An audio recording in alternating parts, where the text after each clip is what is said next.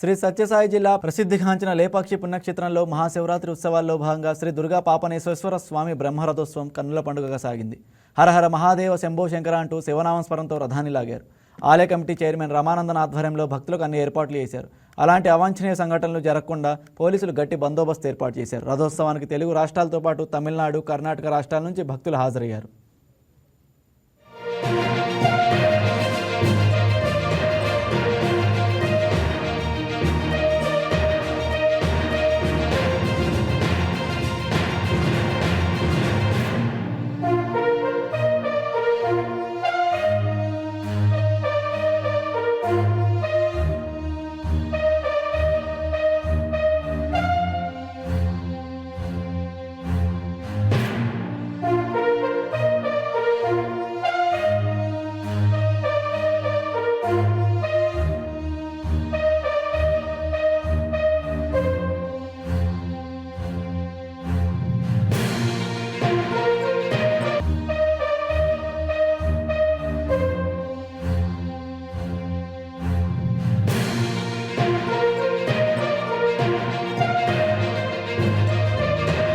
ఈ వీడియో మీకు నచ్చినట్లయితే లైక్ చేయండి, షేర్ చేయండి, మా ఛానల్కి సబ్స్క్రైబ్ చేయండి.